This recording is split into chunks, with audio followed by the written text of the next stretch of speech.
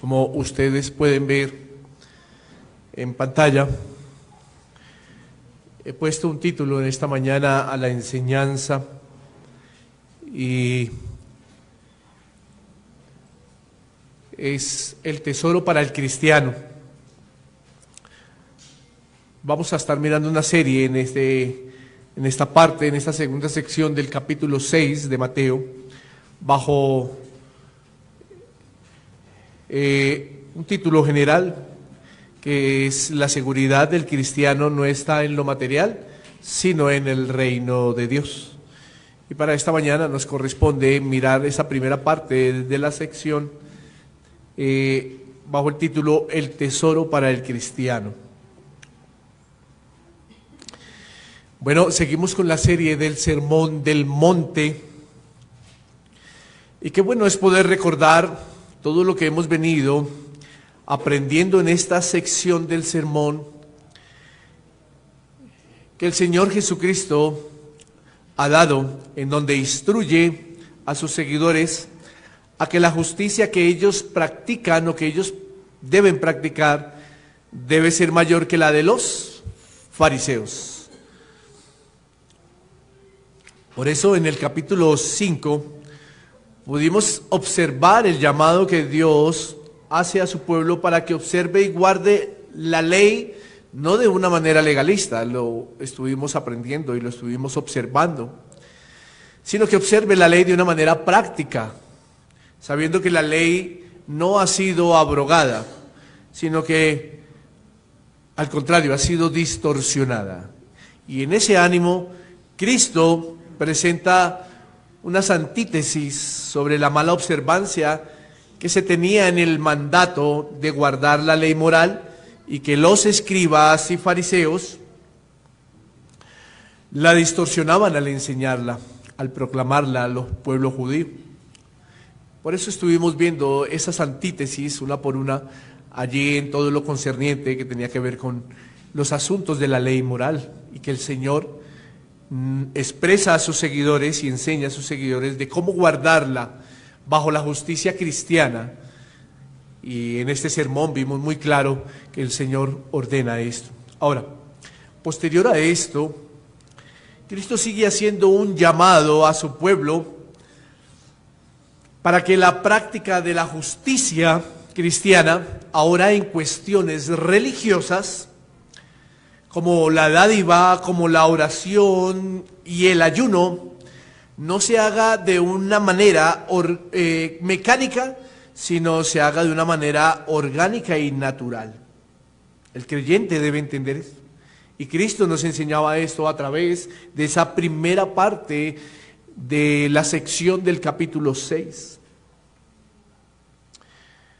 Entendiendo esa justicia religiosa, el Señor Jesús, ahí mismo en esa sección de ese capítulo, deja un modelo de oración que lo estuvimos viendo, que era el modelo de oración del Padre Nuestro, donde en los equipamientos de esta oración encontramos cosas tan importantes para que el creyente, a la hora de presentar ruego, los tenga presente. A la hora de presentar oración ante Dios, tenga un entendimiento de lo que está clamando y está orando al Señor. Eso lo estuvimos viendo en todo lo que concierne al modelo de oración. Ahora vamos a entrar a una parte, esta sección, esta segunda parte de esta sección, donde el Señor Jesús anima a su pueblo, anima a sus seguidores, anima a los creyentes a tener un oficio público en los asuntos del mundo, siendo diligentes y siendo dignos de toda observancia. Cristo hace un contraste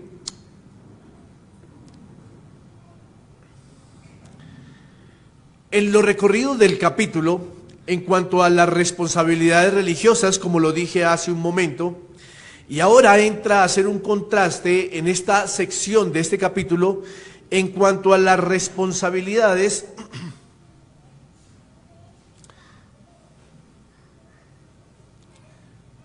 seculares o más bien en las responsabilidades que tiene un cristiano en la esfera secular o en la esfera de la sociedad.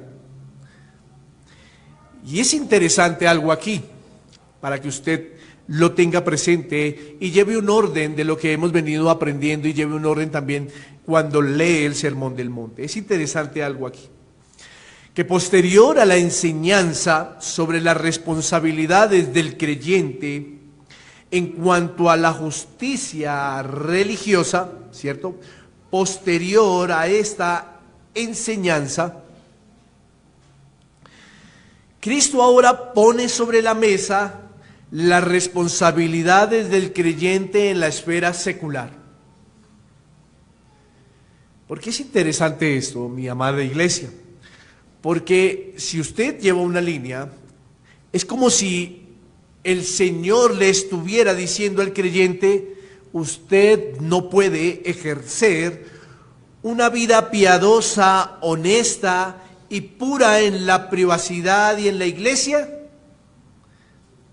Usted no puede ejercer una vida piadosa así, y si no lo demuestra en el mundo o en la vida secular.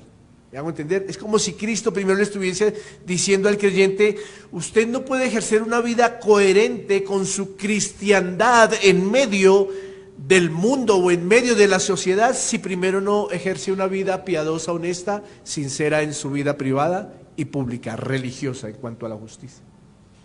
Es interesante cómo el Señor pone esto en materia posterior. Para hablar del testimonio secular, primero tuvo que animar al creyente a una vida justa en sus prácticas religiosas. Y es interesante, ¿por qué? Porque mucho ha sido el daño que la iglesia y el nombre de Cristo ha sufrido. ¿Por qué? Por la separación de la vida piadosa con la vida del creyente en lo secular. Mucho ha sido el daño, ya le digo por qué. Porque se dice ser cristiano, pero su vida piadosa solo es coherente entre las paredes de la esfera religiosa, y fuera de ella, la vida del creyente es incoherente y su testimonio es fallido porque no habla de su vida cristiana como debe ser. Mucho ha sufrido la iglesia y mucho ha sufrido el nombre de Cristo porque hay una división de la vida piadosa con la vida secular. Y esta división no debe ser así.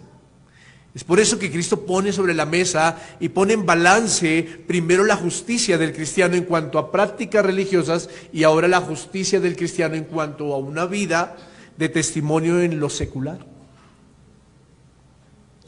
El divorcio de la vida piadosa con la vida secular ha sido desastroso en la historia de la iglesia.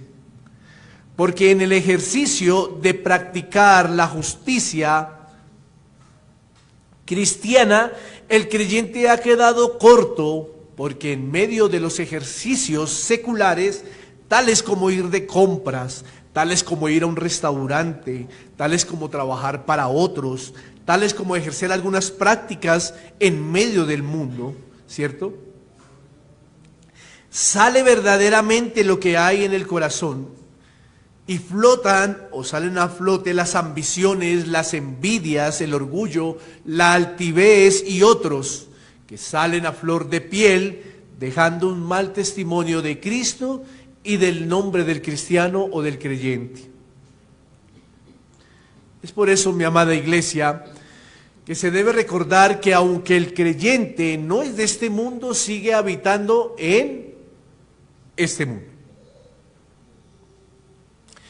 Sigue habitando en este mundo mientras Dios lo permita. Y su vida debe ser coherente con la relación que dice tener con Cristo. Al creyente no se le debe olvidar que todo, absolutamente todo y en todo sentido, como lo ordenó el Señor allí en el huerto, absolutamente todo y en todo sentido, lo que haga debe ser para la gloria de su Señor, porque lo está haciendo en presencia de Él. Y lastimosamente hay un divorcio de la vida piadosa con la vida que se debe ejercer del cristiano en lo secular. Y se le olvida que el ojo de Dios es el ojo que todo lo ve. Y se le olvida que el oído de Dios es el oído que todo lo oye o lo escucha.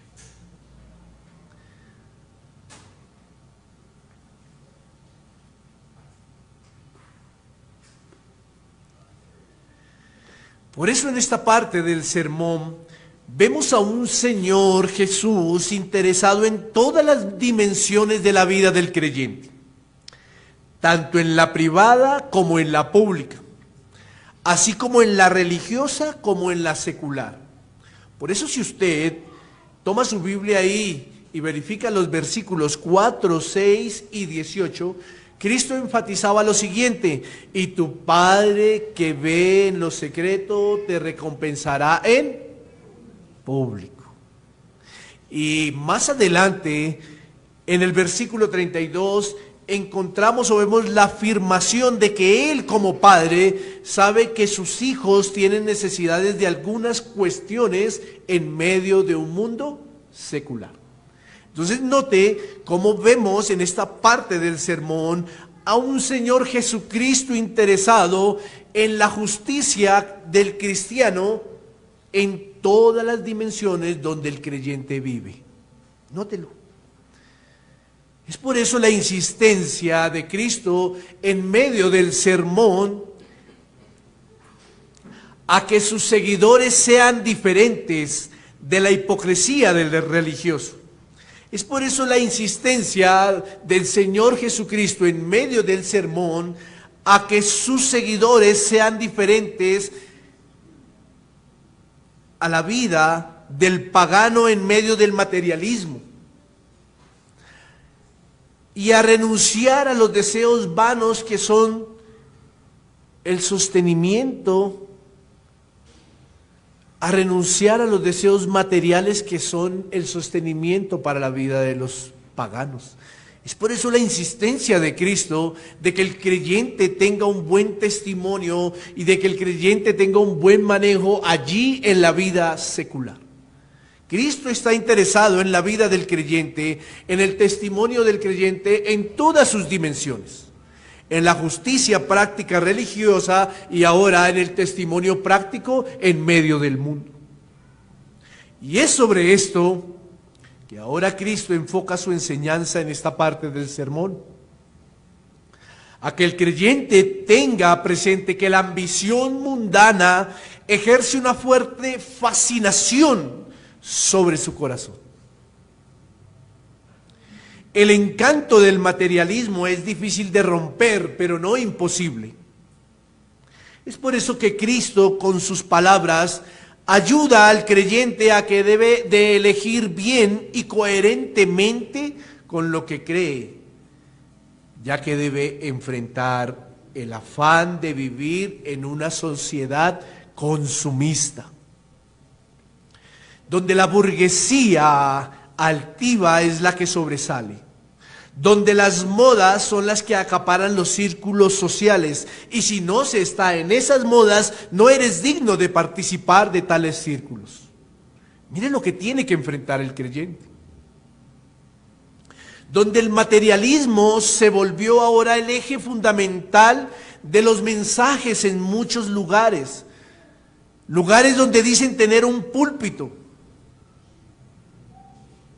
Esto y mucho más es lo que el creyente debe aprender a sobrellevar. Esto es mucho más, es lo que el creyente debe tener sobriedad a la hora de vivir en medio de cada circunstancia. Porque como dije hace un momento, la ambición del mundo ejerce una presión tan fuerte en el corazón del creyente hasta el punto que muchos hogares que dicen ser cristianos enfrentan circunstancias porque se volvió más importante la marca del carro que hay que tener, porque se volvió más importante el barrio o el estrato donde se debe vivir, porque se volvió más importante el lugar donde se hace mercado, porque se volvió más importante la marca de ropa que se usa, porque si no es de marca no eres digno, porque se volvió más importante el colegio o la universidad de los hijos, no porque no vayan a la academia, sino porque debe ser la mejor. Se volvió más importante eso, dejándose permear por la opulencia y por la ambición engañosa del mundo, que concede todo esto. Que concede todo esto antes de darle la gloria a Dios. Mucho hoy se ve de esto. La iglesia se ha dejado permear de esto. Y ahorita vamos a aclarar algo, porque también nuestras mentes se preguntarán, ¿y acaso eso tiene algo de malo? No, ya vamos a aclarar algunas cuestiones. El punto es que todo esto se ha vuelto el eje fundamental en las familias, y si no lo hay, vienen las circunstancias, vienen las circunstancias. Por eso en esta primera parte de esta sección del Sermón del Monte, desde los versículos 19 al 34, estaremos mirando cuál es el verdadero tesoro para el cristiano. Y hoy nos enfocaremos en los versículos 19 al 21, en donde Cristo nos anima a desarrollar un estilo sencillo y humilde, un estilo adecuado en medio de las opulencias del mundo, a forjar un carácter ambicioso, forjado, óigame bien iglesia, a forjar un carácter ambicioso, forjado en la lealtad a la enseñanza que Él nos da por medio de su palabra, no forjado en la lealtad que se deben tener a las opulencias del mundo, no, sino en la lealtad que se debe tener a la enseñanza que Cristo nos da, que Dios nos da por medio de su palabra. Por eso lo primero que miraremos es qué era lo que realmente estaba prohibiendo Jesús, qué era lo que realmente estaba prohibiendo Cristo al decir, no acumulen o no hagan tesoros en la tierra. Y para eso analizaremos todo esto bajo el siguiente enunciado. Lo primero, y es, el tesoro para el cristiano es incorruptible. El tesoro para el cristiano es o debe ser incorruptible.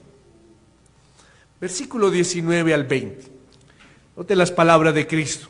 No os hagáis tesoros en la tierra donde la polilla y el orín corrompen, y donde ladrones minan y hurtan. Sino haceos tesoros en el cielo, donde ni la polilla ni el orín corrompen, y donde ladrones no minan ni hurtan. Creo que mucho es lo que hemos escuchado sobre la enseñanza de esto. Mucho es lo que hemos escuchado. Y quizá usted y yo volvamos hoy a escuchar algo que ya nuestros oídos han escuchado, valga la redundancia. Pero es bueno recordar y también escuchar algo para poder aclarar y poder ser enseñados en cuestiones aquí que hay interesantes. Aquí el punto al cual dirige el Señor Jesús es la comparación, si usted lo nota bien, es la comparación que hay entre los dos tesoros. Si usted lo nota bien, el punto al cual dirige el Señor Jesús aquí es la comparación que hay entre dos tesoros. Entre dos tesoros que se pueden presentar para el corazón de un creyente. Dos tesoros que se pueden presentar para el corazón de un creyente. Porque en el ánimo de comparar, el Señor Jesús coloca las características de cada uno de estos tesoros para sopesar cuál de ellos es el que pertenece y con cuál de ellos es que se debe identificar el creyente. Pero antes de esto, quiero aclarar algo que dije ahorita hace un momento, que puede que nuestras mentes entren a preguntarse o a cuestionar. Antes de mirar esas características, quisiera mencionar algo que es importante y que es bueno aclarar para que usted, para que todos como creyentes podamos encontrar o tener tranquilidad y dirección de Dios a través de la palabra. Y eso, para aclarar, es lo siguiente. Estamos hablando que el Señor Jesús prohíbe, ¿cierto? Pero quisiera hacer esta pregunta para aclarar. ¿Qué es lo que el Señor Jesús no prohíbe en cuanto al hacer tesoros en la tierra? ¿Qué es lo que el Señor Jesús no prohíbe en cuanto al hacer tesoros en la tierra? Porque ahorita estuve mencionando algunas cosas que pueden llevar a circunstancias a las familias, ¿no? Los afanes de tener a sus hijos en las mejores universidades, los afanes de usar la mejor marca de ropa, los afanes de caer en la moda del materialismo y consumismo. Y eso es lo que prohíbe el Señor. Pero la pregunta aquí, que es bueno aclarar, es ¿qué es lo que el Señor no prohíbe en cuanto al hacer tesoros en la tierra? Ahora, ¿por qué es interesante aclarar esto? Muchos no ven la unidad de la Escritura cuando llegan a estos textos. Muchos no ven la unidad de la Escritura cuando llegan a estos textos. Y por eso hiperliteralizan al texto, trayendo al corazón del creyente o haciendo creer entonces en el creyente que no puede tener comodidades, que debe ser pobre y que no puede usar de pronto ropa de marca. Si usted me entiende el ejemplo. Cuando se hiperliteraliza el texto, puede que el creyente caiga en esas confusiones. Por eso hay que mirar una unidad para entender qué es lo que el Señor Jesús no prohíbe en cuanto al hacer tesoros en la tierra. Porque el creyente puede tener comodidades. ¿Quién dijo que no? Y vamos a nombrar tres cosas que el Señor Jesús no prohíbe y que el mismo Dios permite para que el creyente goce de estas. La primera es, lo que el Señor Jesús no prohíbe es que el cristiano o el creyente no pueda tener posesiones privadas. Eso no lo prohíbe el Señor Jesús. Eso no lo prohíbe. Porque alguien dirá, cuando se hiperliteraliza el texto, entonces dirán, note que no debo hacer tesoros en la tierra, entonces debo vivir de arrimado o debo vivir solo en arriendo. No, el Señor Jesús no prohíbe que el cristiano o creyente no pueda tener posesiones, eso no lo prohíbe. La Escritura en ninguna parte prohíbe la propiedad privada, más bien vemos a través de ella que todo bien es dado por Dios para que sea cuidado y para que sea bien administrado. Pero además de eso, que todo bien es dado por Dios para beneficio de su pueblo. Todo bien es dado por Dios para beneficio de su pueblo. Miremos Hechos 2, capítulo 2, versículo 45, es un pasaje muy conocido. Y vendían sus propiedades y sus bienes, y lo repartían a todos según la necesidad de cada uno. Aquí siempre vemos, este pasaje siempre lo vemos bajo la perspectiva de que el pueblo era unido, de que en el pueblo o en la iglesia ninguno tenía necesidad. Siempre lo vemos bajo esa perspectiva. Pero miremoslo también bajo la perspectiva que estamos nombrando. Y es que el pueblo tenía ¿qué? Propiedades. El pueblo tenía propiedades. No les era prohibido. Dios no prohíbe que el pueblo tenga propiedades. No lo prohíbe. Claramente vemos a un pueblo que tenía casas, que tenía propiedades, y a un pueblo que las puso al servicio ¿de quién? De Dios y de la iglesia. Jeremías, para que podamos entender una línea sobre esto, Jeremías capítulo 29, versículo 5. Miren las palabras del profeta dadas por el Señor al profeta. Edificad casas y habitadlas, y plantad huertos y comed del fruto de ellos. El mismo Señor, por medio del profeta, ordenó a su pueblo cautivo allí en Babilonia, en medio del reinado de Nabucodonosor, a que edificara ¿qué? Propiedades. A que edificara propiedades. ¿Con qué propósito? Con el propósito de que pudieran habitar allí en una tierra extranjera y que su pueblo se multiplicara, se siguiera multiplicando. Ahora, dígame si eso no es similar para el creyente hoy. Dígame si eso no es similar.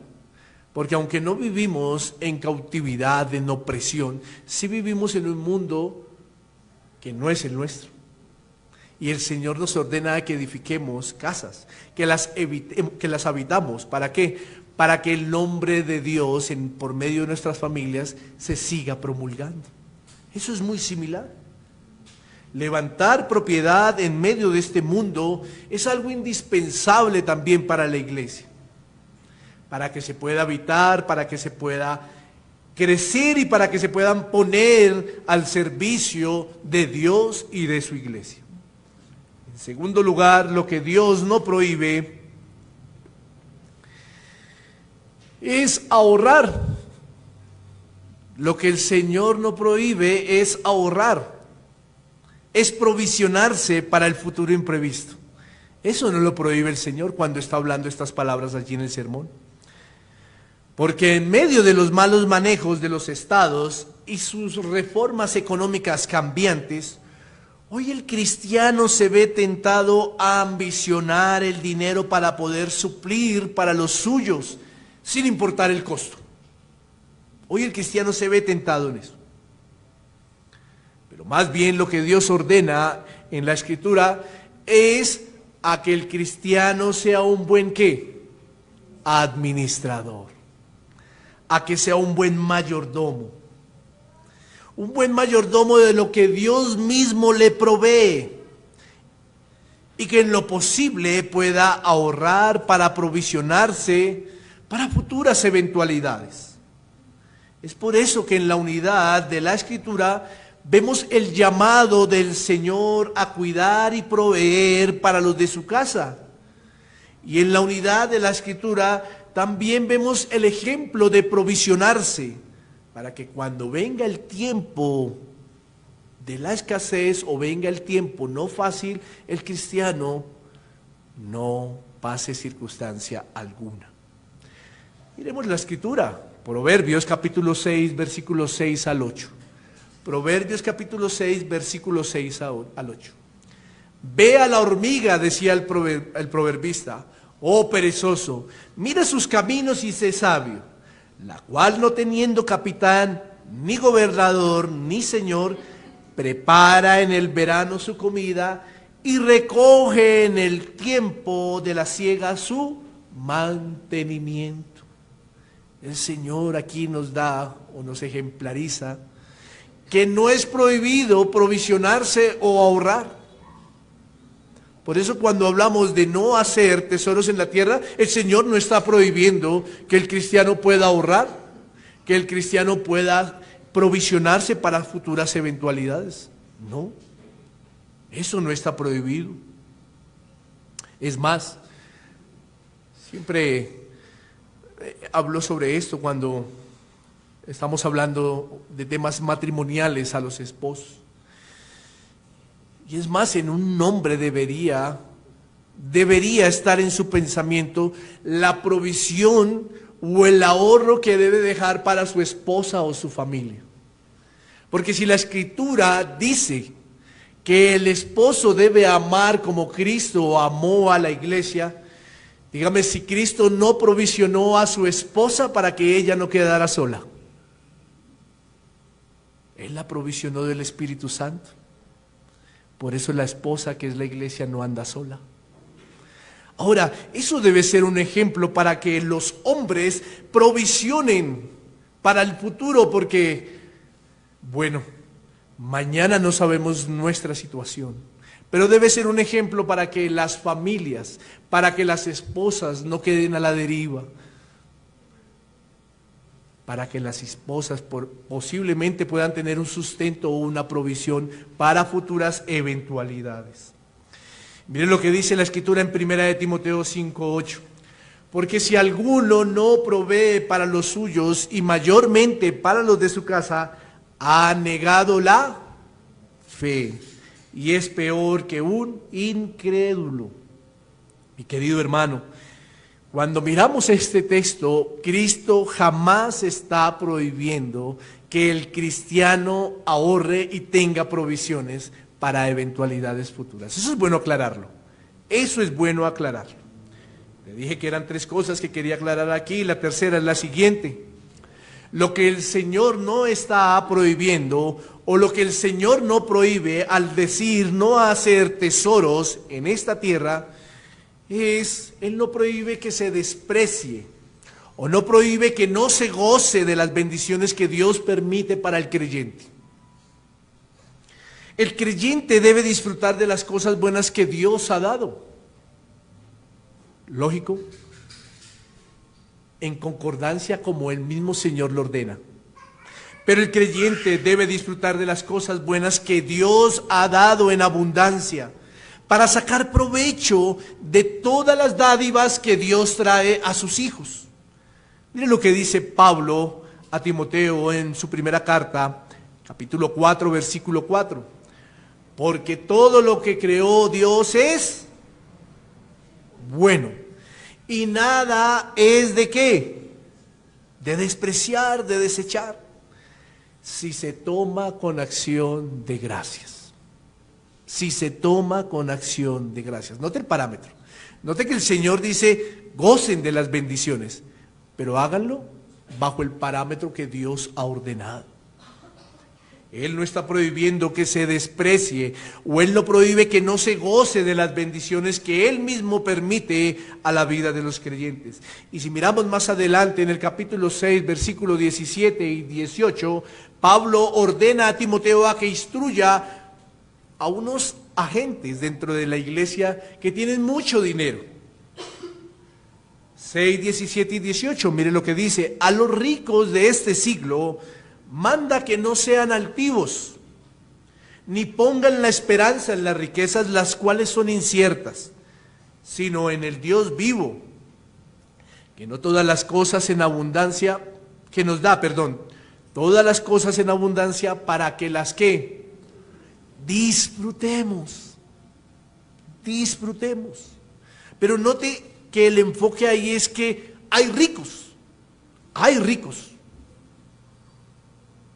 Hay personas prósperas dentro de la iglesia, hay creyentes ricos, pero les está ordenando un parámetro de cómo deben aprovechar, gozar de sus riquezas. Versículo 18, mire, que hagan bien, que sean ricos en buenas obras, que sean dadivosos y que sean generosos. Esto es interesante aclararlo, porque cuando el Señor dice no acumuléis tesoros en la tierra, Él no está prohibiendo esto. Por eso hay que mirar la unidad de las Escrituras. Por lo tanto, es claro, mi amada iglesia, que ni tener posesiones, ni proveer para el futuro, ni gozar de las buenas dádivas de Dios, puedan estar incluidas dentro de las censuras que el Señor hace cuando dice no hagáis tesoros en la tierra. Entonces, aclaremos a qué se estaba refiriendo el Señor Jesús cuando dijo esta ordenanza negativamente en base a la prohibición, no hagáis tesoros en la tierra. ¿A qué se estaba refiriendo el Señor Jesús? Bueno, quiero retomar lo que dije al inicio de este punto. Y para ello es bueno que identifiquemos las comparaciones que hace el Señor sobre los 2 tipos de tesoros que pueden atraer al corazón, que pueden atraer el corazón de un creyente, y que solo uno de los 2 es el que pertenece y es el verdadero tesoro para la vida del cristiano. El primer tesoro que el Señor Jesús identifica es el tesoro terrenal. Y hay 3 características entre los 2, la cual el Señor usa para comparar. Y estas tres características son las siguientes: su durabilidad, su condición o naturaleza y su seguridad. En el tesoro terrenal, encontramos su durabilidad. Y esa durabilidad en el tesoro terrenal es momentánea, es efímera. En esta tierra, mi querido amigo y hermano, en esta tierra todo es pasajero. Todo es pasajero. En esta tierra o en ese tesoro terrenal, todo se acaba pronto. Por eso hay que aprovechar de las dádivas de una manera coherente y de una manera equilibrada, como el Señor lo ordena, con acción de gracias y siendo dadivosos para con otros, haciendo buenas obras. Por eso hay que disfrutar, no hay que despreciar. Pero también por eso, como no dura y como pueden venir circunstancias no fáciles, por eso también hay que ahorrar, hay que provisionarse. Y por eso también hay que trabajar para que el Señor pueda permitir que se edifiquen o se levanten casas, para que cuando venga la situación no fácil, pues no falte esa provisión en los hogares. Entonces, su durabilidad en el tesoro terrenal es momentánea, es efímera en esta tierra. Su condición o su naturaleza en el tesoro terrenal es corruptible. Corruptible. La naturaleza de los tesoros en esta tierra es de corrupción. Es de corrupción. Por eso, cuando miramos la Escritura, bien hemos aprendido que nosotros venimos, ¿qué?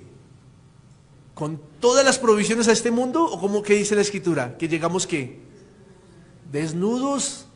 ¿Sin nada? Bueno, llegamos sin nada. Pero aquí hicimos propiedades, ¿cierto? Porque allá en el tesoro celestial nos van a servir. ¿Sí? ¿Eso dice la Escritura? No, volvemos como sin nada. Sin nada. Job, las palabras de Job en el capítulo 1, versículo 21, dijo: desnudo salí del vientre de mi madre y desnudo volveré allá. Jehová dio y Jehová quitó. Sea el nombre de Jehová bendito. Y es que la Escritura nos corrobora que no podemos sacar nada de este mundo corrupto. Nada.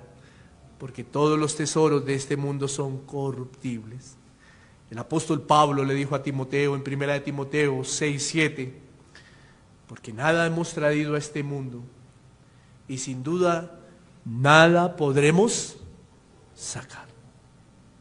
Nada podremos sacar. La condición del tesoro terrenal es una condición de naturaleza corruptible. Ahora, su seguridad. ¿Cuál es la seguridad de ese tesoro terrenal? Bueno, bien lo dice el Señor Jesús en el texto. En ese tesoro terrenal hay ladrones. Hay ladrones que minan y ¿qué? Y hurtan.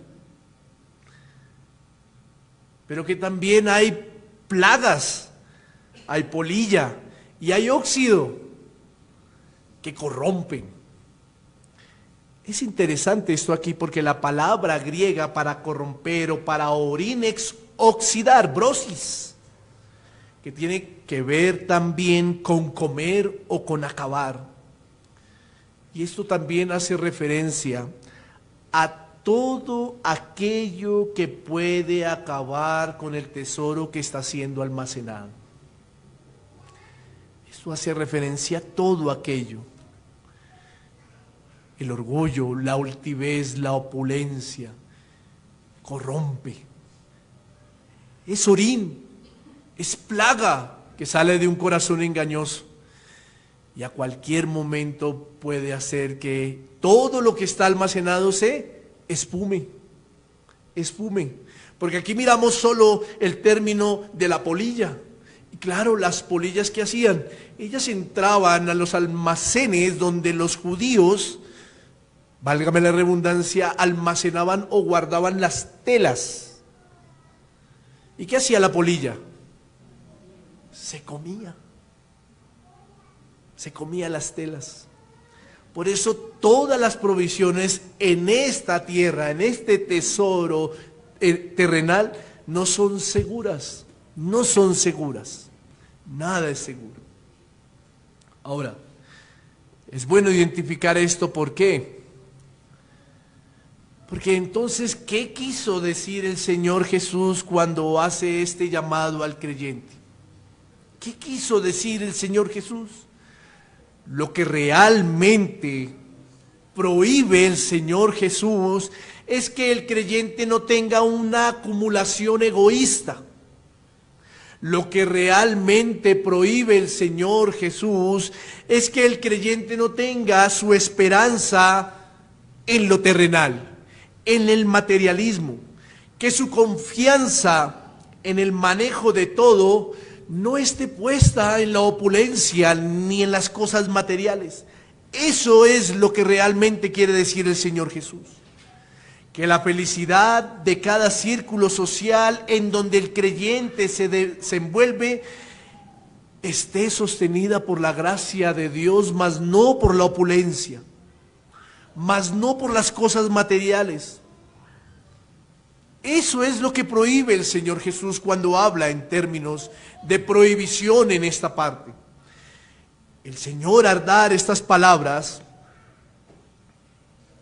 hace comparación de dos tesoros, tanto el terrenal como el celestial. Pero lo que está diciendo el Señor es que no hagan o no tengan propiedades, sino que esas propiedades, eso que almacenan, esas dádivas de las cuales se pueden gozar y podemos sacar provecho, eso no sea el eje fundamental o la esperanza o la confianza del cristiano. Eso es lo que el Señor Jesús está diciendo. Sino más bien coloquemos todo al servicio de Dios y todo al servicio de su pueblo. Por eso, cuando hace comparación de estas tres cosas, ahora encontramos en el tesoro celestial que su durabilidad es ¿qué? Eterna. Su durabilidad es eterna. Su condición o naturaleza es que si la una era corruptible, en el tesoro celestial es incorruptible. Y su seguridad, la seguridad del tesoro celestial, bueno, el mismo texto lo dice, allí no hay ¿qué? Ladrones y no hay plagas. Allí no hay ladrones y no hay plagas que quieran acabar con esos tesoros celestiales. Entonces, viene otra pregunta. ¿A qué tesoro se está refiriendo el Señor cuando habla de ellos? Cuando habla de los celestiales.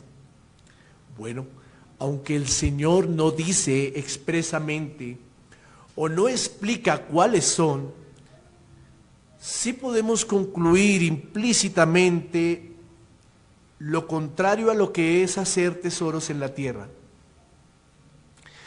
Mientras al creyente se le prohíbe tener un corazón esperanzado en el materialismo, podríamos decir que el hacer tesoros en el cielo es tener más bien la esperanza en la fuente de toda provisión. ¿Y quién es la fuente de toda provisión? Dios.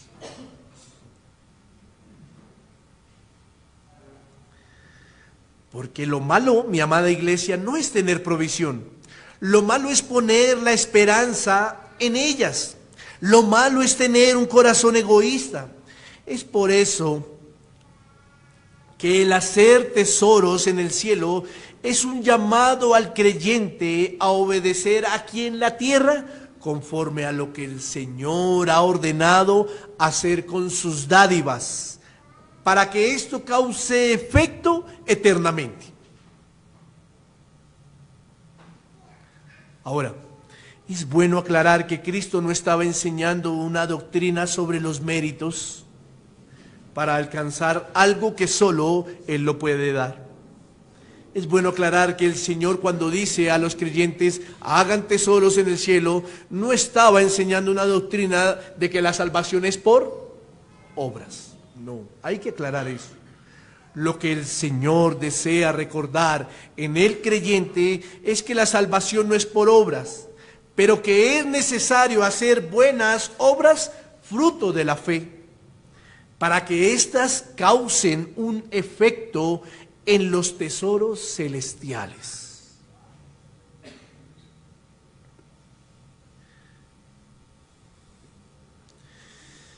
Y seguimos con la pregunta: ¿y cuáles son esos tesoros celestiales? Estos tesoros celestiales parecen más bien a todo aquello que haga que el carácter del creyente se refleje más al de Cristo. Estos tesoros más bien se refiere a todo aquello que haga que el carácter del creyente se refleje más al carácter de Cristo, ya que lo único que podemos llevar al cielo es nuestro propio ser incorruptible, transformado en incorruptible, por la gracia de Dios. Es lo único que podemos llevar al cielo. El hacer tesoros en el cielo es testificar de Cristo con lo que Dios nos ha dado. El hacer tesoros en el cielo es dejar que su carácter señoree nuestras vidas, para que nosotros, o para que en nuestro corazón no exista el espacio para el egoísmo, para el orgullo, para la opulencia, para la altivez, para la esperanza en el materialismo. No.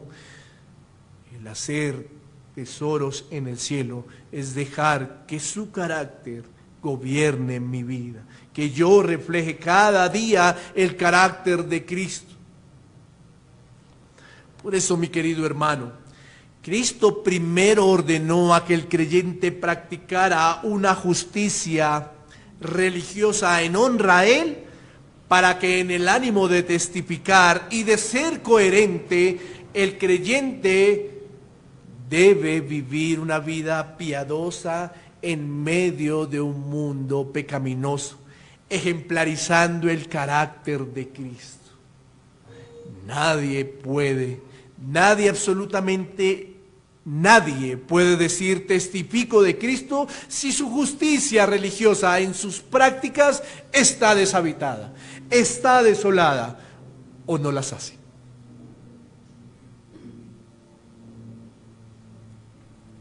Por eso el creyente debiera preguntarse a diario: ¿cómo hago para hacer tesoros en el cielo? ¿Qué debo hacer para hacer tesoros en el cielo? Bueno, la respuesta está en el segundo punto, y con este vamos a finalizar. Y es: la palabra de Dios es el mayor tesoro para el cristiano. La palabra de Dios es el mayor tesoro para el cristiano.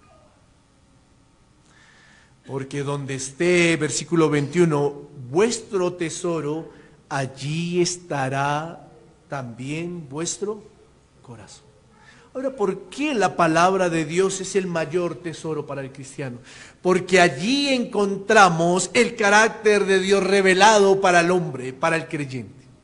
Porque allí encontramos la ordenanza de Dios, todo lo que Dios ha dejado de cómo el creyente debe testificar, comportarse en medio de un mundo donde la opulencia y el materialismo gobiernan. La palabra de Dios es el mayor tesoro.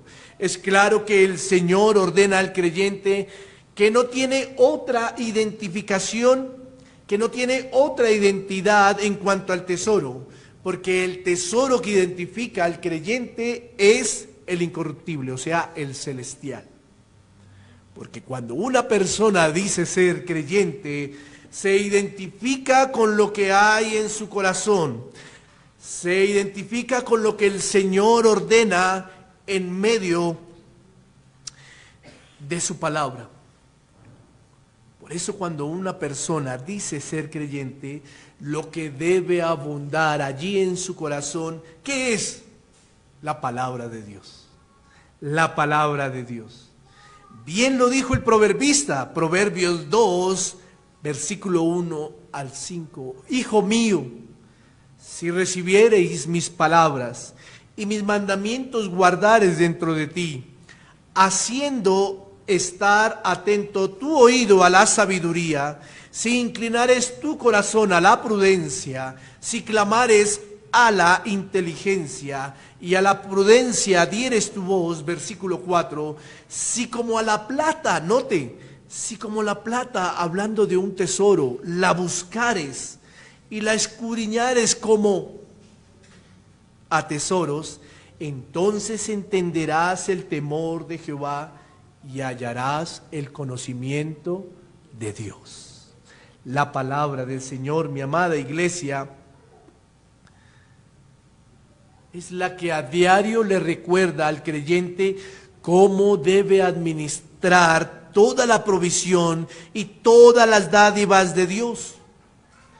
Es el tesoro de la palabra la que guarda el corazón del creyente y la que hace que ésta sea un tesoro para su vida. Bien lo dijo el salmista en el Salmo 19, versículo 8 al 11. Los mandamientos de Jehová son rectos, que alegran el corazón. El precepto de Jehová es puro, que alumbra los ojos. El temor de Jehová es limpio, que permanece para siempre. Los juicios de Jehová son verdad, todos justos. Deseables son más que el oro, y más que mucho oro afinado. Y dulces más que la miel, y que la que destila del panal. Tu siervo es además amonestado con ellos, y en guardarlos hay grande galardón. Hay grande galardón. Mire, mi querido hermano, mire, mi amada iglesia, a veces el creyente entra en esa fascinación que el mundo ambicioso trae a su corazón. Y entra en esa fascinación cuando el Señor permite dádivas, pero el creyente no sabe cómo administrarlas, no sabe cómo manejarlas. Y entramos a poner la esperanza en el materialismo, en el salario que ahora es más alto, en los bienes que ahora son más. Y sin saber de administración, como el Señor lo ha ordenado, el orín y la polilla corrompen de un momento a otro. Por eso, mi amada iglesia, el mayor tesoro para el creyente es la palabra del Señor, porque allí encontrará todo lo concerniente a cómo administrar, a cómo ser un buen o excelente mayordomo que el Señor ha puesto sobre sus bienes. Allí encontrará todo lo referente a cómo a cómo el creyente debe comportarse y testificar en medio de un mundo materialista y opulento. Allí encontrará cómo el creyente no debe poner sus esperanzas en lo terrenal o en lo material, sino su confianza en Dios. Y es que la palabra debe ser el mayor deseo del creyente. Cuando se habla de tesoro es porque allí se encuentra una gran riqueza. Y por eso cada día debe haber intencionalidad en la búsqueda de esa riqueza. A través del caminar y del trasegar, y en muchas ocasiones hemos escuchado personas que se acercan: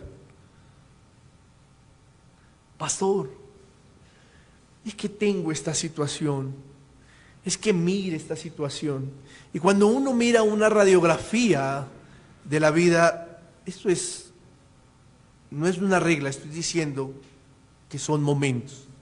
Cuando uno mira una radiografía de la vida de muchos de estas personas, se da uno cuenta que su mayordomía no fue la mejor.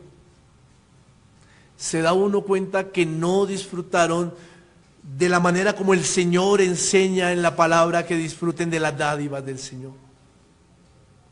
Ganan 100 y se quieren gastar 200.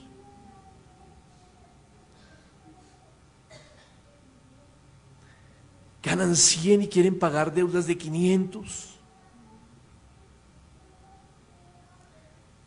Por eso el mayor tesoro para un creyente es la palabra, porque allí encontramos cómo el Señor ha ordenado y enseña o ha enseñado a su pueblo a ser un buen administrador, a ser un buen mayordomo de las dádivas que Él permite para la vida. Y después, pastor, pero yo no entiendo, ¿por qué el Señor permite eso en mi vida? Bueno. La palabra es útil para el creyente, para que éste esté preparado en medio de este mundo a tener una buena mayordomía de lo que Dios le ha permitido. Por eso Pablo le dijo a Timoteo que enseñara a la iglesia lo siguiente. Segunda de Timoteo 3, 16, 17. Toda la escritura es inspirada por Dios y útil para enseñar, para redarguir, para corregir, para instruir en justicia, a fin de que el hombre de Dios sea perfecto, enteramente preparado para toda buena obra. Es la palabra, el instructivo que la iglesia debe tener para hacer tesoros en el cielo. Es la palabra de Dios. Por último, quisiera dejar lo siguiente como aplicación, y es: el mayor tesoro para el cristiano es la palabra del Señor. Pero cuando miramos la carta de Juan, en el capítulo 1, ¿qué nos enseña el Evangelio de Juan? ¿Que quién es la palabra? Cristo es la palabra. Cristo es la palabra. Cristo es la verdad. Cristo es el verbo.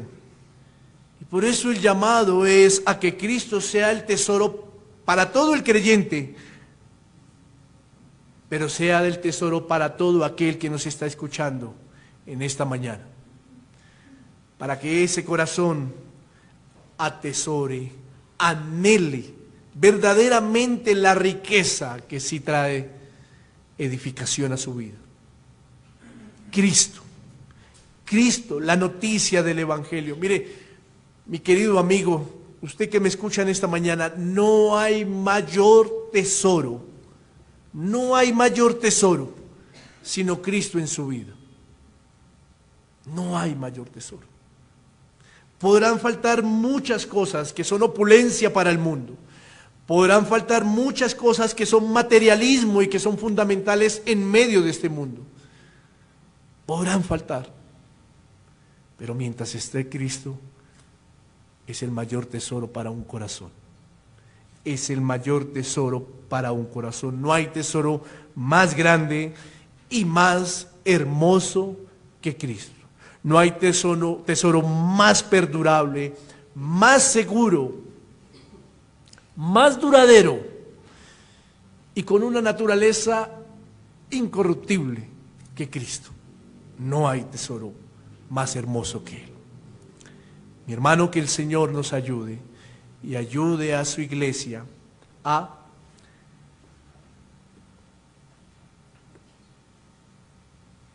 que no se olvide cuál es el tesoro para el cristiano. Vamos a orar.